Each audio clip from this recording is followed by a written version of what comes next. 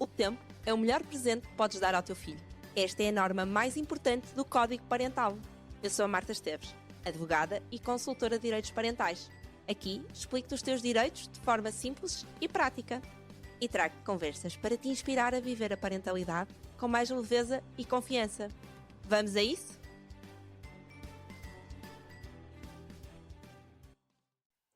Olá, sejam muito bem-vindos a mais um episódio do Código Parental. A minha convidada de hoje é fisioterapeuta e osteopata com especialização em saúde feminina, materno-infantil e pediatria. E dedica-se há vários anos a estas áreas, procurando empoderar mulheres e famílias a tornar a experiência de maternidade mais leve e informada. Temos hoje connosco a Melanie Marinho. Bem-vinda, Melanie, ao Código Parental. Obrigada, Marta. Muito obrigada pelo convite. É um gosto. Obrigada por estares aqui. Olha, neste podcast com os meus convidados, estamos a criar oficialmente o Código Parental, em que cada um contribui com uma norma obrigatória. Portanto, no teu caso, se pudesse incluir uma norma obrigatória no Código Parental, qual é que seria? Essa é uma boa questão, Marta. Haveria várias, mas enquanto fisioterapeuta eu não poderia deixar de incluir a norma de ter como... ser de acesso gratuito e possível a todas as mulheres e a todas as crianças ou bebês a possibilidade de ter fisioterapia, quer a fisioterapia pélvica na gravidez e no pós-parto, como ter acesso à fisioterapia pediátrica / osteopatia pediátrica enquanto ferramenta preventiva na sua saúde. Acho que todas as mulheres e todos os bebês mereciam poder ter acesso, inclusive nos cuidados primários, né? E ainda estamos, infelizmente, muito longe disso. Sim, acho que era super importante e eu, por experiência própria, sinto que é muito importante a fisioterapia pélvica e também nos bebês depois do nascimento. Olha, e se fossem os teus filhos a escolher, qual é que achas que eles escolhiam como norma obrigatória? Não escolheriam essa, certamente. Mas escolheriam ser obrigatório os pais passarem tempo com os seus filhos de qualidade, sem ecrãs, sem relógios, nem que fosse só uns 10, 15 minutos por dia, mas realmente os pais sentarem-se com eles, brincarem com eles, estarem com eles, realmente com eles, que acho que é o que falta, infelizmente, em muitas famílias e muitas vezes até nas nossas, não é? Que são muito corridas e é só isso que eles pedem, na verdade, é que estejamos com eles verdadeiramente, não é? Alguns minutos que fossem por dia. Sim, acho que sim. Normalmente costuma-se dizer que na linguagem das crianças o tempo é igual a amor, não é? E eles precisam dessa presença. Olha, hoje temos aqui muitos temas para falar, porque tu lidas diariamente com duas populações aqui muito especiais. Mulheres grávidas e em pós-parto e depois bebés e crianças. Mas olha, antes aqui de começarmos, tu és fisioterapeuta e osteopata. De que forma é que estas tuas duas formações se complementam e te ajudam diariamente no teu trabalho com grávidas, pós-parto e bebés e crianças? Realmente é muita coisa, não é? É assim, para começar, dizer-te que a fisioterapia é uma formação, portanto, é uma licenciatura e a osteopatia é outra licenciatura. Ok, então tiraste duas. Sim. Ok. Na altura que eu acabei, portanto, eu já acabei a osteopatia em 2014 e na altura em que eu acabei a minha formação ainda não era uma licenciatura em Portugal, portanto foi uma profissão que foi homologada entretanto. No entanto, em termos de horas de formação e de tempo de formação, portanto foram 6 anos e agora hoje em dia, creio que são 4 ou 5, agora estou na dúvida, acho que são 4, mas estão muito mais condensados, pronto. Mas enfim, em termos de formação o conteúdo é muito similar e portanto foi muito tempo a estudar basicamente e em que houve uma transformação também de mim enquanto profissional, não é? A fisioterapia dedica-se mais portanto, a tratar disfunções que podem ser, portanto, a fisioterapia atua em várias populações, portanto é muito ampla em termos de áreas de atuação, pode ser na parte desportiva, musculoesquelética, na parte respiratória, mais dedicada à gerontologia ou à pediatria, pronto, está subdividida em várias áreas, não só do nosso corpo, mas também áreas na população, né? E a osteopatia tem uma visão muito mais integrativa e até está incluída dentro das profissões complementares, não é? Certo. Não é reconhecida pelo Sistema Nacional de Saúde ainda, infelizmente, ou melhor, não é uma questão de reconhecimento, não está integrada, né, nos cuidados de saúde primários e no Sistema Nacional de Saúde, infelizmente, porque acho que seria uma grande mais-valia. mas dá-te esta visão mais global do corpo e da relação dos sistemas entre eles, né? Portanto, é um bocadinho o contrário. Enquanto que eu, na fisioterapia, aprendi sobre vários sistemas e no fundo, a tratar disfunção, ou seja, quando já existe um problema, o que é que o fisioterapeuta pode fazer para ajudar a tratar aquela disfunção? A osteopatia trabalha mais na prevenção e, sobretudo, na relação que existem entre os sistemas, porque existe, né? O corpo não é um conjunto de sistemas. É um só. É um só, exatamente. E essa visão global acho que determinou muito a minha atuação, quer na área pélvica e, obviamente, quer na área da pediatria. Comecei por trabalhar mais na área, ou seja, comecei a especializar-me primeiro na área pélvica e depois é que me especializei na área da pediatria. E acho que foi determinante esta visão global porque me permitiu responder a perguntas que se eu olhasse para elas isoladamente eu não conseguiria. Pronto, não sei se respondi à tua pergunta. Sim. Boa. Olha, e começando aqui pelo início, ao nível da fisioterapia pélvica na gravidez, qual é que achas que é aquela informação mesmo importante que todas as grávidas deviam saber? Mas antes de responderes, eu vou tentar acertar a resposta, diga-me se está certo ou não. Vou aqui arriscar, ou seja, que talvez, isso é por experiência própria, né? Ao ser acompanhada por ti, que os exercícios de Kegel, sim, não podem nem devem ser iguais para todas. Exatamente. Seria por aqui a tua resposta? Sim, também? Essa seria uma delas, porque é um grande clichê, não é? Estás grávida, tens que fazer exercícios de Kegel. Para já, como se um exercício em específico fosse tratar ou evitar qualquer tipo de disfunção, isso obviamente que não, porque há tantas disfunções quanto pessoas, não é? Quanto mulheres, portanto, cada caso é um caso e, portanto, as técnicas e, inclusive, as recomendações são sempre ajustadas a cada mulher e a cada caso, não é? Mas, respondendo, portanto, a essa questão do Kegel, não é? Os exercícios de Kegel, que são os exercícios de contração do pavimento pélvico para seu fortalecimento, eles não são recomendados a todas as mulheres, porque nem todas as mulheres beneficiam de fazer um reforço desta musculatura, porque muitas vezes, inclusive, o que existe é um excesso de tensão nessa musculatura. E se nós vamos, parece-me lógico, não é? Contrair algo que já está contraído. Algo que já está contraído, nós só vamos promover ainda mais disfunção. E é por isso que cada vez mais os fisioterapeutas, portanto, deves ter ouvido essa frase já várias vezes, porque nós tentamos mesmo desmistificar isso, porque infelizmente ainda é uma recomendação que é dada, inclusive por alguns profissionais de saúde que lidam com mulheres grávidas. Ok, agora estás grávida, vais então fazer exercícios de Kegel. Isso está errado em todos os sentidos. Primeiro porque a fisioterapia pélvica não é só para grávidas, não é? Bem pelo contrário. O ideal até é mesmo tu fazeres uma consulta antes de engravidar para perceber de base como é que está o teu corpo.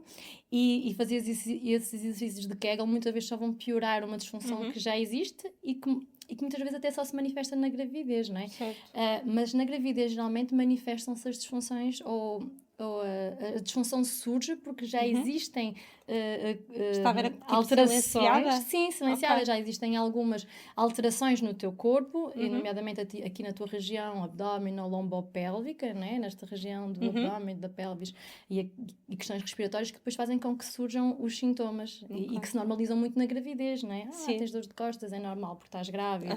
É do peso do bebê. É normal na gravidez perder urina. Não é normal. Há uma disfunção. Agora, é muito mais comum, claro, porque o teu corpo sofre de tal forma alterações físicas, estruturais, hormonais, posturais, etc., que fazem com que, efetivamente, o teu corpo entre num estado de esforço que faz com que a disfunção se manifeste, não é? E assim, então, aquela informação mesmo importante para grávidas, a nível de fisioterapia pélvica, seria talvez tipo uma avaliação? Se devia fazer parte do seguimento, não? Há pouco estavas a falar que erradamente muitos profissionais aconselham aqui estes exercícios. Eu só fiz curso de preparação para o parto do primeiro filho e lembro-me que aquilo era tipo dividido entre aulas teóricas, tipo parentalidade e depois tipo preparação para o parto, e promoviam esse tipo de exercícios, tipo assim, indiscriminadamente. Olha, em primeiro lugar, dizer-te que a fisioterapia pélvica não se dedica só ao pavimento pélvico, não é? Sim. Tu já sabes, provavelmente, porque já foste, não é, cliente da área da fisioterapia pélvica, mas associa-se muito à fisioterapia pélvica ao pavimento pélvico e nós trabalhamos, avaliamos e atuamos em diferentes sistemas, porque o pavimento pélvico não é uma coisa isolada do nosso corpo e começámos até esta entrevista por dizer, não é, que está tudo relacionado. Mas, desculpa que entretanto perdi-me na tua pergunta. A questão era tipo, ou seja, que é aqui a recomendação para grávidas, se devia haver, ou seja, se até devia fazer parte do seguimento da própria gravidez, pelo menos uma avaliação. Sim, a fisioterapia pélvica, portanto, como já disse, ela atua em várias áreas e atua desde a pediatria até ou seja, ao longo das diferentes fases da vida. Neste caso estamos a falar de mulheres, mas também há fisioterapia pélvica para homens. Mas agora vamos ficar aqui mais na mulher, e em diferentes fases a mulher tem diferentes características, inclusive hormonais, e portanto em cada diferente fase as necessidades também variam, não é? Sim. Pronto, e o ideal realmente era que a fisioterapia pélvica fosse uma, da mesma maneira que tu vais ao ginecologista, não é? Possivelmente até quando tens a tua primeira menarca, não é? Também seria importante incluir uma consulta de fisioterapia pélvica para tu perceberes como é que está a tua estabilidade pélvica, como é que tu respiras, como é que está a tua estabilidade abdominal, a tua postura, porque está tudo muito relacionado, e se calhar evitarias uma série de problemas lá atrás. Evitarias chegar à gravidez e realmente precisar depois de fazer mais sessões, porque até tens uma disfunção. Mas, pronto, respondendo à tua pergunta, o ideal seria efetivamente se calhar a mulher até antes da gravidez, antes da gravidez, pronto, isto seria o mundo ideal, e pelo menos na gravidez. Porquê? Porque não estamos só a falar que, ok, tens uma disfunção e vais à fisioterapia pélvica para te ajudar.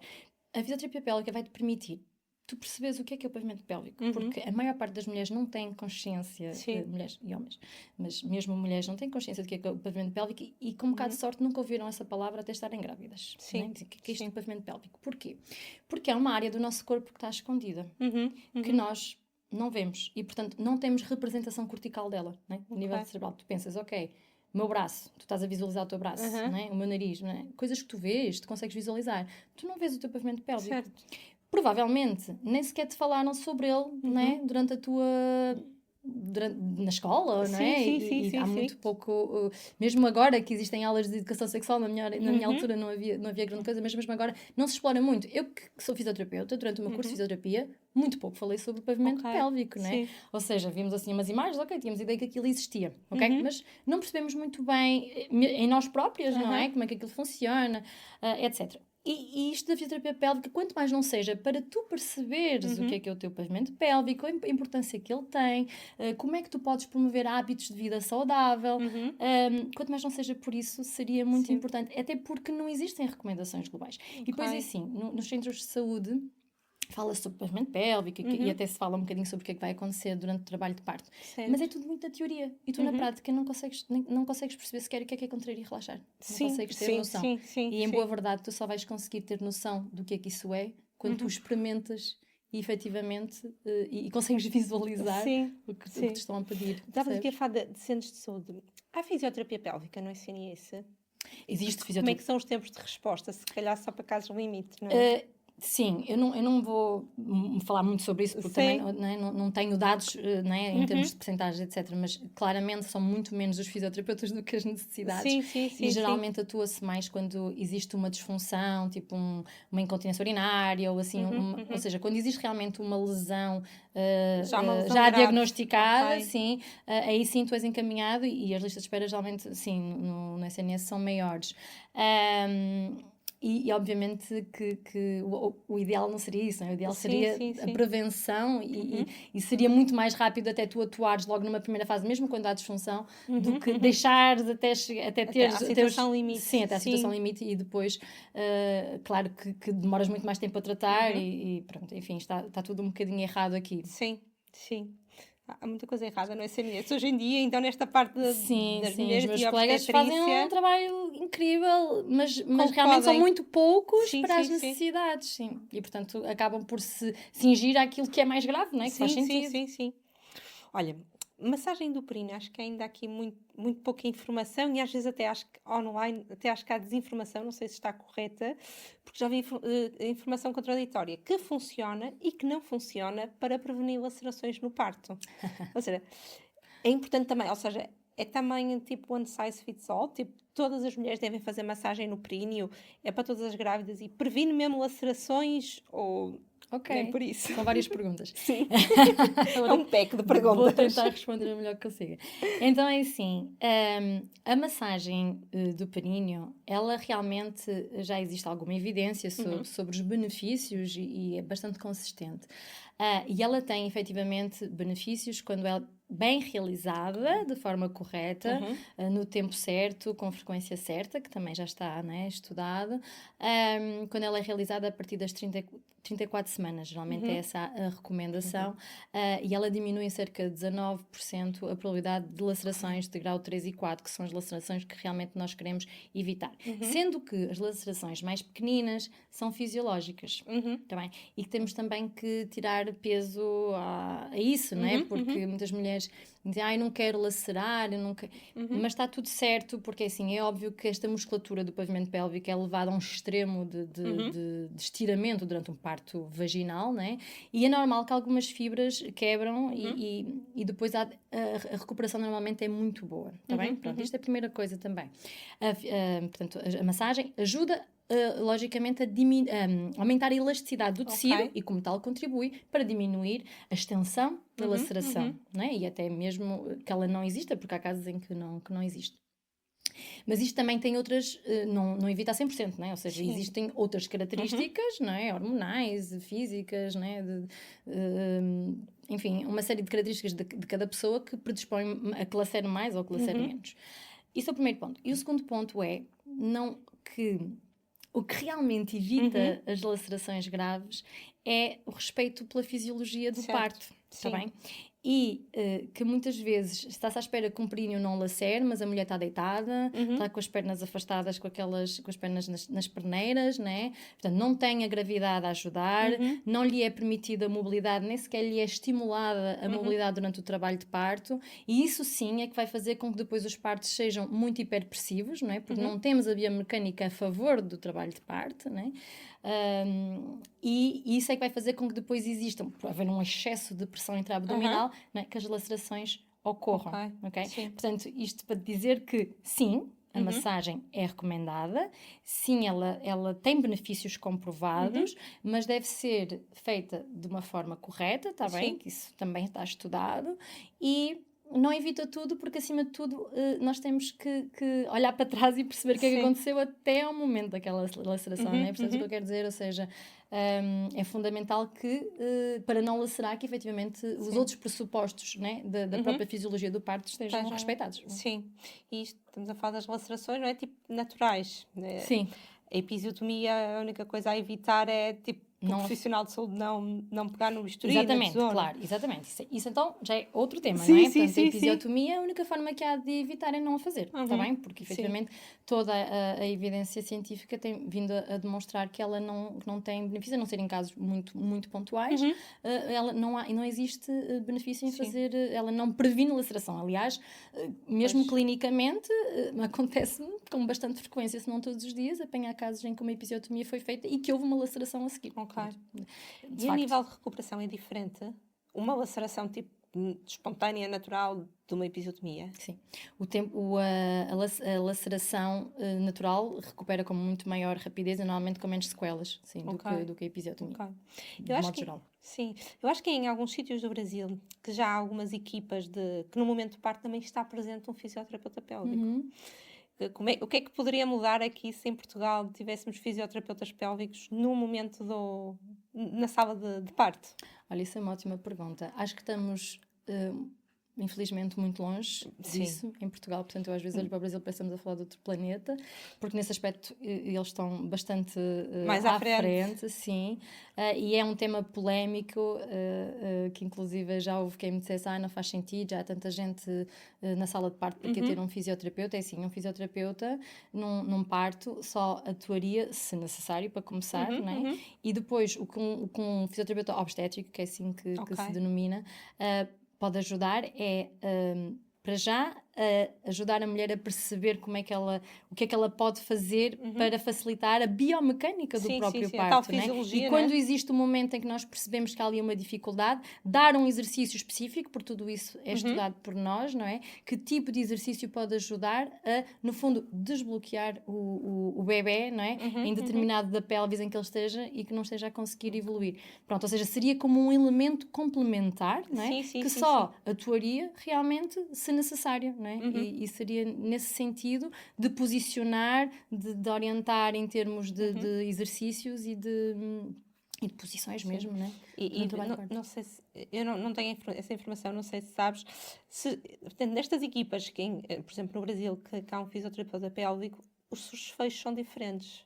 Os desfechos? No sentido de, tipo, menos lacerações ou menos lacerações tão graves, não é? Se calhar menos intervenções. É assim, mais uma vez, também não quero estar aqui a falar de cor, não é? Mas de cor no sentido de números, mas sim, eu inclusive tive formação com um fisioterapeuta obstétrico, que não é um fisioterapeuta pélvico, são formações diferentes. É obstétrico, sim, porque é uma área específica. E que atua, portanto, ele está em residências, né? Que normalmente é mais nas residências, creio eu, se não estou em erro.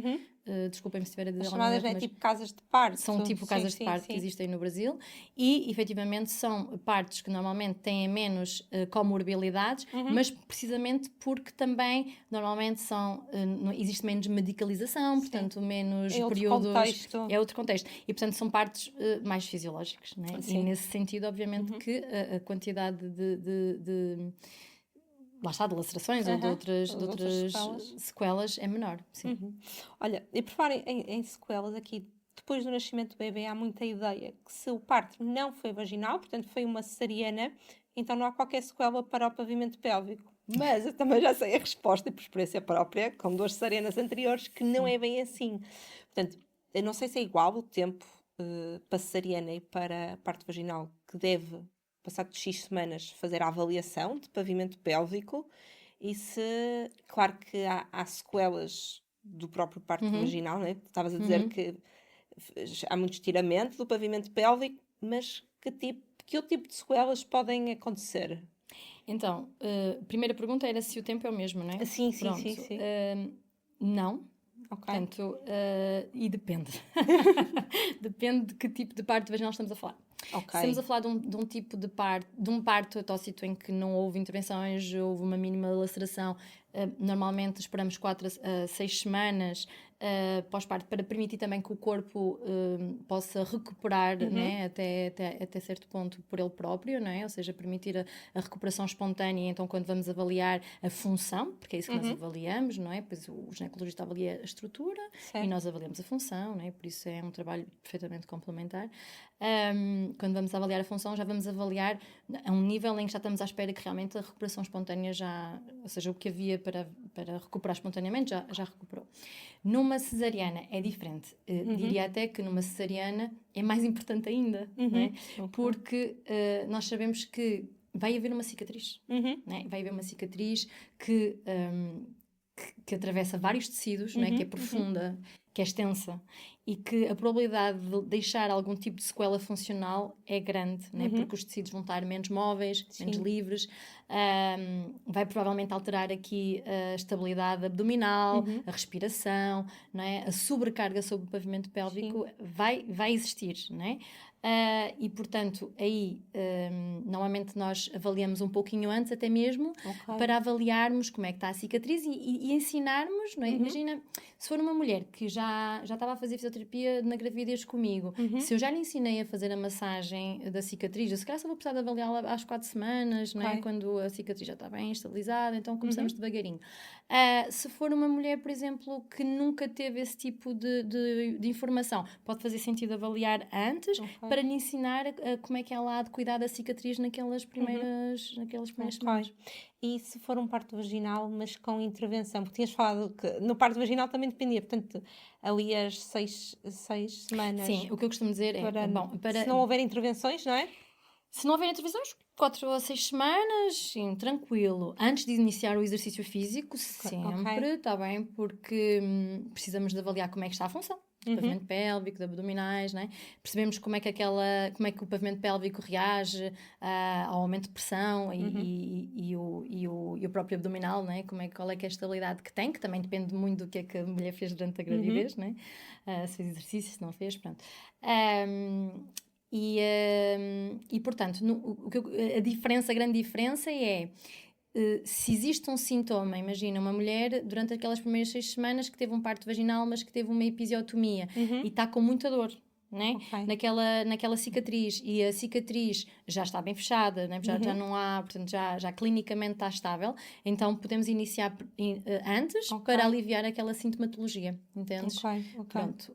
E também no outro caso que não tenha havido uma episiotomia, entendes? Ou seja, se existir uma queixa importante, sim, podemos começar antes, e até podemos, obviamente, né? Eu sou osteopata e, portanto, eu faço muita coisa que não é propriamente de pavimento pélvico, podemos atuar, inclusive, logo imediatamente no pós-parto, se houver uma dor pélvica, na lombar, cóccix, não é? Com técnicas externas, né? Para aliviar aquela dor, até porque assim, nos primeiros tempos, e sobretudo quando estamos a falar de mãe-escamamento, a probabilidade de ter dor de costas é enorme, né? Pelas posturas, por estar sempre com o bebê ao colo, e nós atuamos, obviamente, antes, né? Bom, no caso, estou a falar mais aqui como osteopata, né? Mas os fisioterapeutas pélvicos que também possam ter alguma formação nessa área, sim. E a nível de sequelas, fala-se muito da incontinência urinária, mas acho que não se fala assim de mais nada a nível de sequelas no pós-parto, mas há mais. Há mais, claro, sim. Quais são assim os sinais que as mulheres devem ficar atentas? Olha, existem várias, incontinência urinária é uma delas, mas incontinência urinária, bom, também lá está, deixar passar um bocadinho aquelas primeiras 2-3 semanas e perceber, não é? Porque às vezes ali no início pode ser perfeitamente normal existir incontinência urinária, desde que depois, entretanto, ela desapareça, não é? Pronto. Ainda assim, convém sempre avaliar, não é? Sim. Pronto.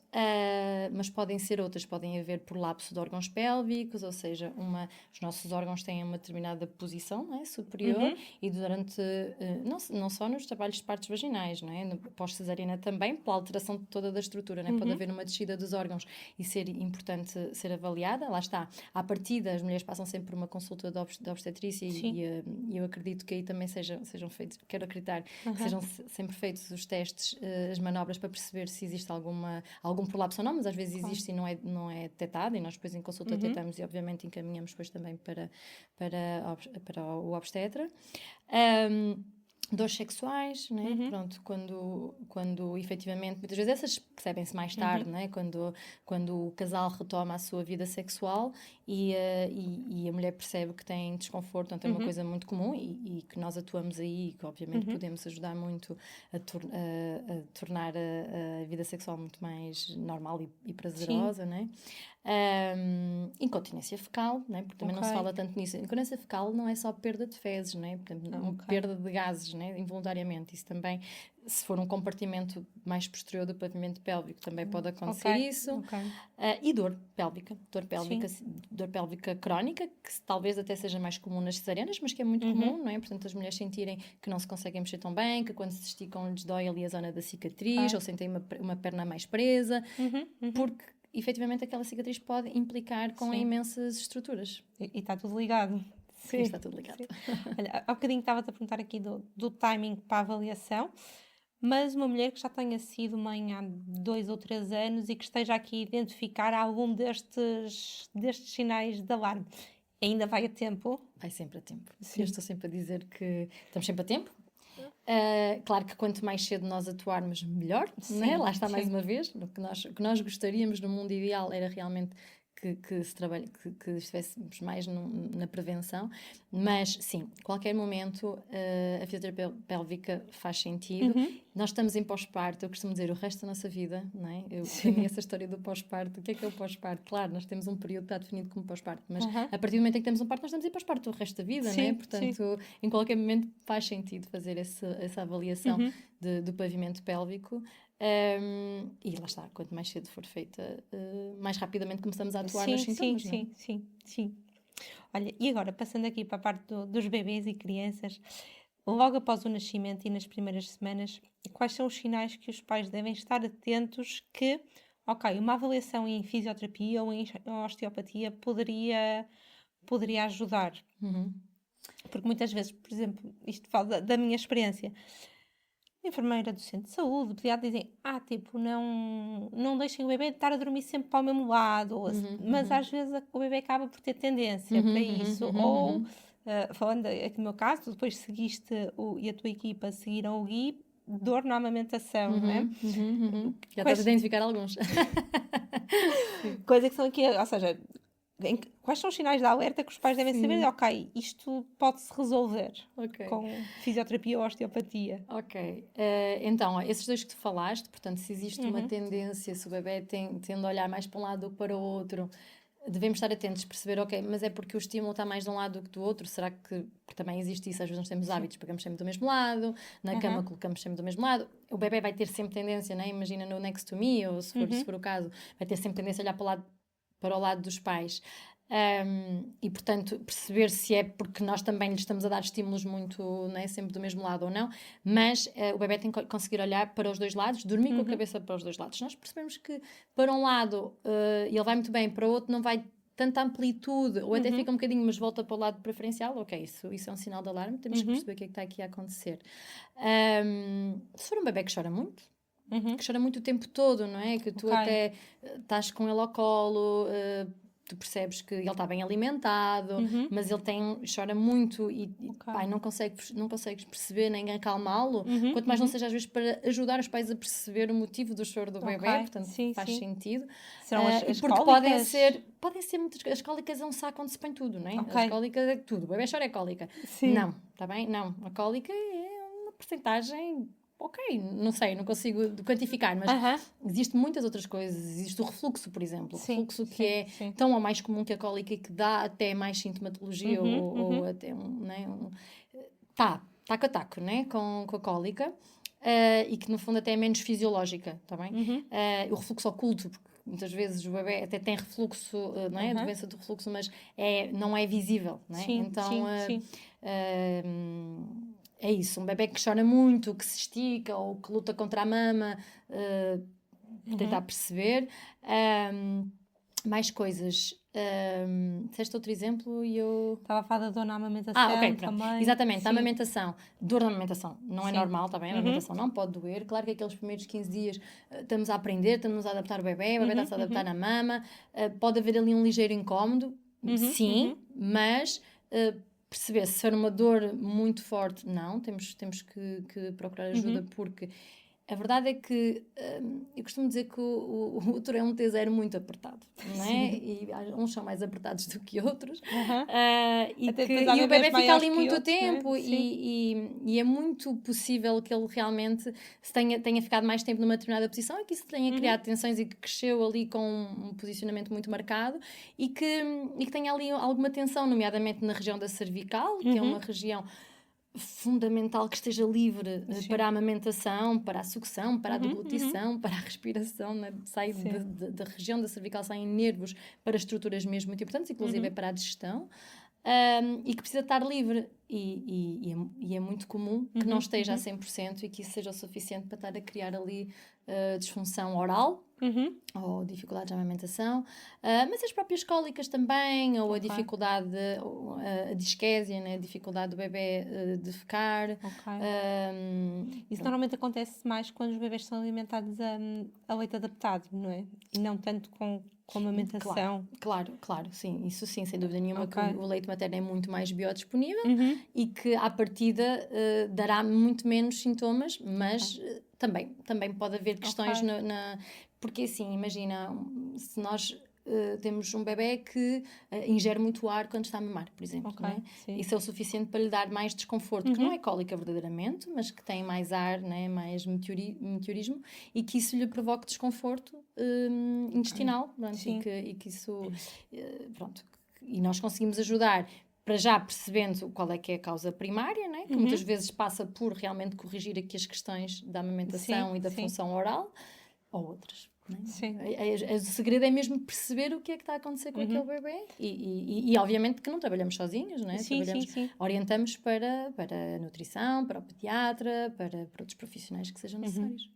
Às vezes os bebés não vêm com livro de instruções, não é? E às vezes, digo eu, principalmente pais de primeira viagem, ficam muito aqui na dúvida o que é normal, o que não é, o que é suposto, ou seja, as cólicas são normais, não são aqui o refluxo, não é? O bolsar, há aqui muita ideia, não é? É tudo muito QB, sabes? Tudo depende muito, ela é fisiológica até certo ponto, não é? Pronto. E eu percebo que às vezes não é fácil perceber qual é que é esse certo ponto, não é? Mas temos um bebê que está constantemente a chorar e que nós não conseguimos acalmá-lo nem sequer na maminha, não é? Com pele, transmitindo, né? Tentando nós próprios ficar calmas, porque é difícil às vezes, e às vezes é só isso, não é? Às vezes só precisamos nós também de nos acalmarmos um bocadinho. Mas se nós estamos a perceber que não estamos a conseguir e realmente estamos ali super, né, dedicadas e presentes e que não estamos a conseguir, faz todo sentido procurarmos ajuda e é por isso que nós cá estamos, não é? E pode ser simplesmente tensão física no geral, não é?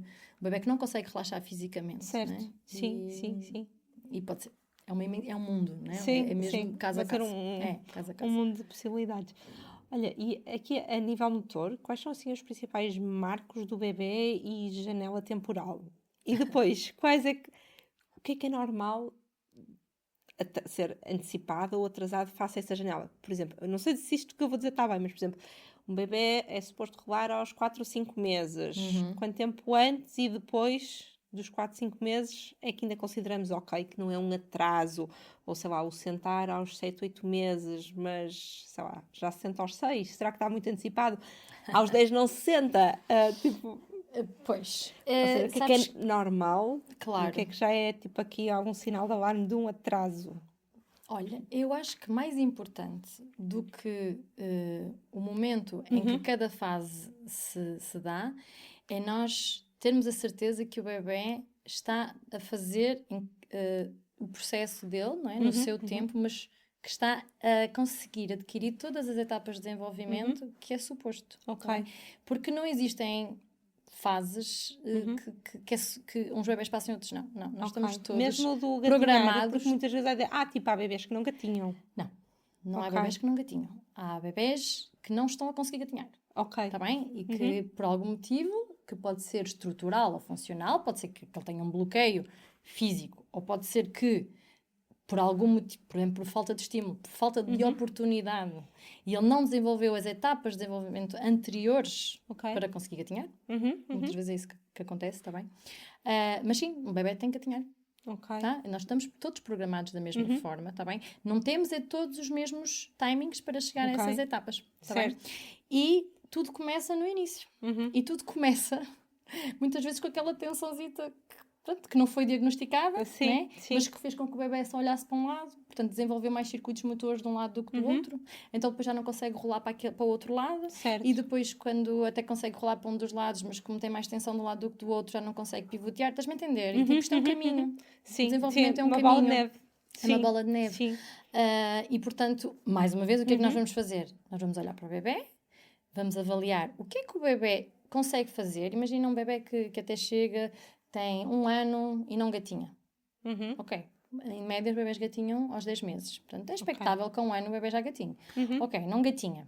Vamos perceber o que é que aconteceu. E o que aconteceu muitas vezes é que lá atrás no desenvolvimento ele não passou por uma etapa muito importante por volta dos 4 meses e meio, que é conseguir fazer apoios assimétricos. Pronto. Isto, se calhar não estás a visualizar, mas o que interessa é nós percebemos até onde é que o bebê chegou, e estamos a falar de bebés saudáveis, está bem? Não estamos a falar de bebés com problemas neurológicos, estamos a falar de um bebê perfeitamente saudável, mas que por um motivo que normalmente é mais estrutural, mais físico, não conseguiu fazer determinada etapa, que depois, na construção do movimento, não vai culminar num gatinhar, porque efetivamente ele não consegue. E depois há outra coisa, que é a falta de liberdade, de movimento livre, né? Portanto, fundamental o movimento livre. E infelizmente existem muitos utensílios em que o bebê é colocado precocemente. Está tudo menos livre. E que está tudo menos livre e que não são bons para o seu desenvolvimento, não é? Pronto. E portanto, em termos de timings, à partida nós temos as médias, não é? Se um bebê, imagina, é suposto gatinhar aos 10, mas gatinha aos 6... à partida está tudo certo, não é? A não ser que os pais tenham estado a fazer treino com ele para ele gatinhar e não tenham feito coisas entre eles, mas à partida, se ele chegou à posição de gatinhar, é porque ele já passou pelas etapas todas, se calhar fez mais rápido que os outros. Tudo certo. E se calhar vai haver bebés que vão gatinhar um pouco mais tarde e também está tudo certo, porque o que é importante é que quando nós avaliamos o bebê, nós percebemos que ele consegue fazer todas as outras etapas que ficaram para trás. Porque isso vai ser importante. Não é só para dizer, olha, cheque, já gatinhei. Não é? Isso. porque nem vem escrito em lado nenhum, né? Porque tipo, às tantas tu és adulta e não sabes se gatinhaste ou não. O que é importante é que isso te dá, todas as etapas são importantes porque todas elas te dão competências motoras que são fundamentais para o resto da tua vida. Equilíbrio, coordenação, consciência corporal, percebes? E por isso é que todas as etapas são importantes e nós insistimos muito nisso. Sim. Tá bem. E se calhar para os bebês também chegarem sozinhos, né? Essas etapas, a importância de um movimento livre e não estarem em dispositivos que sejam prejudiciais. Sim. Ou então também há muito aquela questão, por falar aqui em coisas prejudiciais ao desenvolvimento dos bebês, por exemplo, forçar o sentar, ou tipo, vê-se muitos bebês tipo de 5, 6 meses. Tipo, não, tens de treinar o sentar, metes a almofada da amamentação à volta para ele não tombar. Não. Não é assim que se treina o sentar. Nós treinamos o sentar, entre aspas, não fazemos treino do sentar, mas o sentar, mais uma vez, depende de uma construção de movimento, inclusive é da posição de estar de gatas, na posição de gatas também. Embora os bebés possam sentar através, mesmo sentar de gatas, enfim, pronto. Mas isto para te dizer o quê?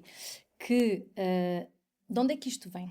Isto vem da fisioterapia clássica, pediátrica, em que se trabalhava essencialmente com bebés com atrasos de desenvolvimento. Pronto. E num bebé com atraso de desenvolvimento e com bebés com questões neurológicas. Portanto, num bebé que tenha uma questão, né, uma lesão neurológica, uma alteração neurológica,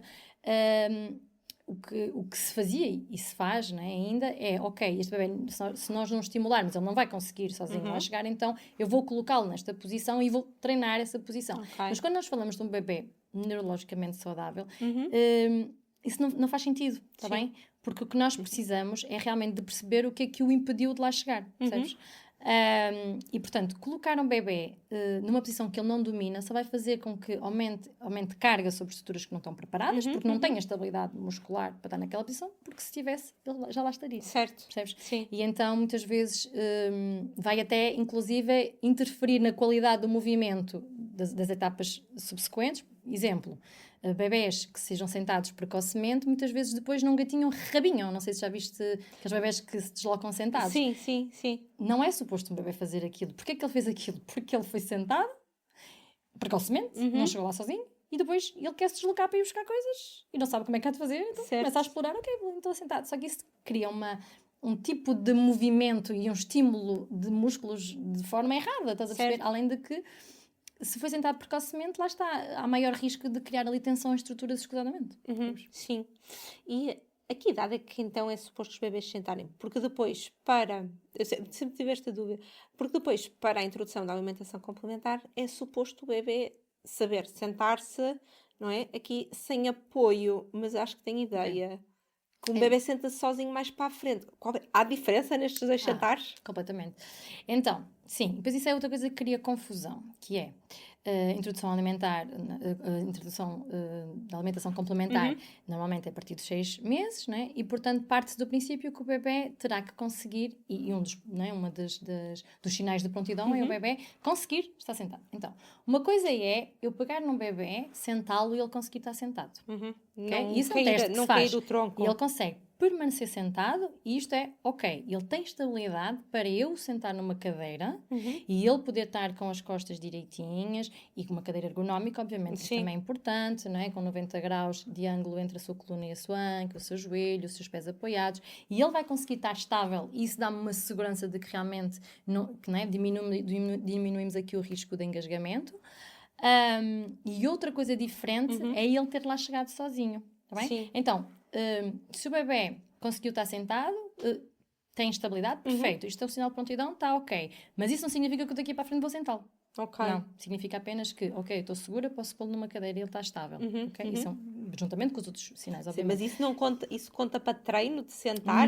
Não, isso é um teste que tu fazes para perceber se o teu bebê está estável. Já fizeste o teu treino, a seguir pões o teu bebê no chão e deixa-lo explorar. Sim. Tá bem? Não, mas, e o bebê mantém o tronco direitinho para se começar a introdução da alimentação complementar, mas depois não se senta sozinho no chão. Não se senta sozinho, o que significa que tu podes sentá-lo para ele comer, mas a seguir, tira-lo, ele fica sentado para comer, até porque ele tem uma estabilidade dada pela própria cadeira e pelos cintos, né, pelas almofadas, e a seguir deves pegar no teu bebê, assim que ele acaba de comer, né, pegas nele e põe-lo a explorar não é? Contigo no chão também, porque também as pessoas estão à espera de pôr os bebés no chão, à espera que eles explorem sozinhos. Também é importante que nós interagimos com eles, desculpem, não estou a dizer isto bem.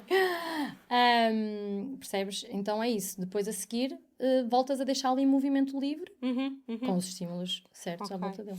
Então não é preciso estarmos aqui a treinar para a alimentação complementar. É tipo, quando ele conseguir ter o tronco direito. O que acontece é que há bebés que efetivamente aos 6 meses não têm estabilidade para estar sentados. Não é? Sim. E isso acontece sobretudo... Bom, pode acontecer se realmente as etapas de desenvolvimento, né, que é suposto anteriores não estejam, né, adquiridas, mas pode ser que o bebê precise um pouquinho só de mais tempo, né? E nesse caso, também porque as coisas não são estanques e tu não tens de começar aos 6 meses e um dia, né? Podes esperar um bocadinho, né? E dar-lhe mais chão, né? Estimular mais o rolar, o estado de barriga para baixo, se calhar perceber, ok, se calhar não estou a estimulá-lo, ele não está a ter a oportunidade de explorar, então vou deixar o meu bebê explorar mais um pouco, estar mais nas posturas de barriga para baixo, porque são essas que realmente vão dar o core, a estabilidade que o bebê precisa para estar sentado. E, ou seja, isso é o tummy time, não é?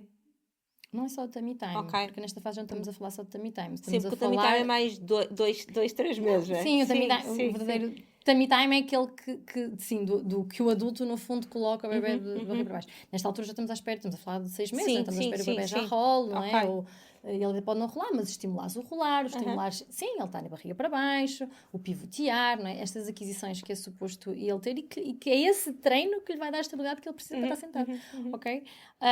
E depois, nos casos em que realmente temos que fazer uma introdução alimentar por alguma razão clínica e o bebê não tem estabilidade, então o que eu costumo recomendar aos pais, então nesse caso, é fazê-lo no colo de um dos cuidadores, se for possível, está bem? E se não for de todo possível, porque até temos um cuidador que está sozinho e que não consegue, pronto, ter uma cadeira que realmente estabilize o máximo com mais almofadinhas, não é? Com mais redutores e minimizar o tempo que o bebê está ali. Ok. Olha, que estávamos a falar aqui surgiu aqui este tema do tummy time, que às vezes também é controverso, não é? Sim, é um tema bastante controverso. Mas não há controvérsia nenhuma nisso, tá bem? Pronto. Aqui a questão é movimento livre versus tummy time, não é? E há algumas correntes que dizem que o tummy time é prejudicial ao bebê e que não há necessidade nenhuma de fazer. E mais uma vez, efetivamente, há bebés e bebés, não é? Pronto. E há bebés que tu não precisas efetivamente fazer tummy time e que tu que lhe dás os estímulos certos, não os colocas em posição nenhuma que atrapalhe o seu desenvolvimento, que brincas com ele, que lhe dás a oportunidade de se mexer e que eles vão fazer todas as etapas de desenvolvimento perfeitas até... E tu nunca precisaste lhe fazer tummy time e correu tudo bem. Mas há outros bebés e há aqueles bebés que eu chamo bebés mais pachorrentes, que normalmente são os bebés mais calminhos, que dormem mais. Sim. E então, perfeito, maravilha, né? Porque depois estão todos contentes. Mas esses bebés às vezes precisam ali de um bocadinho de estímulo, entendes? Porque por eles próprios vão ficar ali muito pachorrentos. Aliás, as plagiocefalias, não é? Que é aquela cabeça achatada, e ela é muito mais comum nesse tipo de bebê. Porque ele fica ali muito tranquilo e os pais nem conseguem perceber, pronto, que se calhar ele está sempre virado para um lado ou que está sempre com a cabeça encostada. Pronto, então há bebés que efetivamente é mesmo muito importante o tummy time. Em todos os bebés vai ser benéfico. Certo. Tá? Em todos. Só que há uns que vão precisar mais do que outros. É só isso. E outra coisa que é a forma como o tummy time é feito, né? Eu não estou a dizer que nós devemos colocar o bebê no chão e irmos passear e o bebê está ali a chorar. Nem pensar. Pois, porque às vezes há muitos bebés, mas o meu filho mais velho era assim, que chorava bastante no tummy time. Mesmo sendo, por exemplo, ou seja, para fazermos aqui esse exercício do tummy time, era no trocador, portanto nós baixámos, ficávamos tipo à altura dele, mas era refluxo. Pois, a questão aqui é, ok, o teu bebê chora muito quando está em tummy time. Não é suposto, a não ser que tu deixes lá 3 horas, não é? Sim. Não, tipo, se viras o bebê de barriga para baixo, ele começa logo passado 2 ou 3 segundos aos gritos, das duas uma. Ou ele tem 3 meses e tu nunca o puseste de barriga para baixo, ele não teve a oportunidade, não gosta, não conhece, e mesmo assim, ok? Ou então há ali qualquer coisa que eu estou a incomodar, ok? Estamos a perceber o que é. Está bem? E sobretudo, quando eu digo que o tummy time deve ser feito, ele deve ser feito a partir de dia 0, está bem? Dia 1. Ao peito, no nosso colo, né? De forma progressiva, respeitosa. Essa é uma palavra que eu tenho dificuldade. E no pano, na mochila, também conta? Não. O pano e a mochila conta, é maravilhoso, a mochila ergonómica e o pano são maravilhosos porque colocam o bebê, se for bem colocado, obviamente, numa posição fisiológica, que é muito benéfico ao desenvolvimento das estruturas, mas não conta como tummy time. E estimula o sistema vestibular, que é um sistema que é responsável pelo nosso equilíbrio, pela nossa coordenação motora, né, pela parte do desenvolvimento motor, e, portanto, tem múltiplos benefícios, mas não é, ou seja, também o teu bebê estar 100% do tempo em tummy time também não é isso que se pretende. Sim. Desculpem, 100% do tempo na mochila também não é isso que se pretende, porque também é importante que ele esteja livre no chão, de barriga para cima e de barriga para baixo, está bem? E o que eu queria dizer, só para concluir, é que o tummy time deve ser feito de forma progressiva e respeitosa, ou seja, se o bebê começa a mostrar que está incomodado, viramos e ali com a presença do cuidador a brincar com ele, ele interagir com ele percebe que aquilo é uma brincadeira, percebes? É um momento de partilha como qualquer outro, por isso é que não temos que demonizar o tummy time, porque ele tem mais do que provas feitas dos seus benefícios. Sim. Eu lembro-me agora do Gui, do meu segundo filho, uma coisa que ajudou imenso, ele interessava-se, era colocar um espelho à frente, ele adorava. Por exemplo, eles adoram, exatamente, um espelho, sobretudo a partir dos 3 meses, em que eles começam, né, a perceber, não percebem que são eles, né, mas começam a interagir com os espelhos, é uma ótima estratégia, sem dúvida. Obrigada. Olha, para finalizarmos, uma pergunta que talvez te faça pensar um bocadinho mais. O que é que os teus filhos te ensinam ou já te ensinaram melhor do que qualquer livro de parentalidade? Então vamos dar aqui mais 45 minutos a falar. Muita coisa, não é? Mas sobretudo eu diria que a olhar para dentro, a parar ou a abrandar.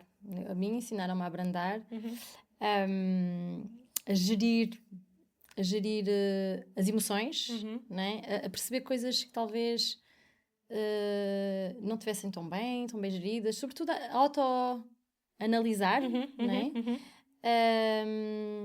E a perceber a importância de parar, né? de abrandar, de estar com eles, de dar presente, né? E é um curso enfim, de muita coisa, não é? Sim, eu costumo dizer que isto da parentalidade é um caminho de desenvolvimento pessoal também. Completamente. É um dos maiores desafios que pode existir na vida de alguém, mas também é muito enriquecedor, sem dúvida. Sim. Olha, Melanie, muito obrigada por esta conversa e por toda a informação que nos trouxeste. Obrigada. Sem dúvida muito valiosa. Obrigada. Obrigada eu, Marta. Obrigada a ti que estás aí desse lado por teres acompanhado esta partilha. Este foi mais um capítulo do Código Parental. Fica atento aos próximos episódios para não perderes nenhuma norma do Código Parental. Até lá, não te esqueças da norma mais importante, que o melhor presente para os teus filhos é o tempo que passas com eles. Obrigada por ouvires o Código Parental. Subscreve o podcast para não perderes nenhuma novidade. E partilha este episódio com aquela família que sabes que precisa desta informação. Encontramo-nos na próxima quinta-feira. Até lá!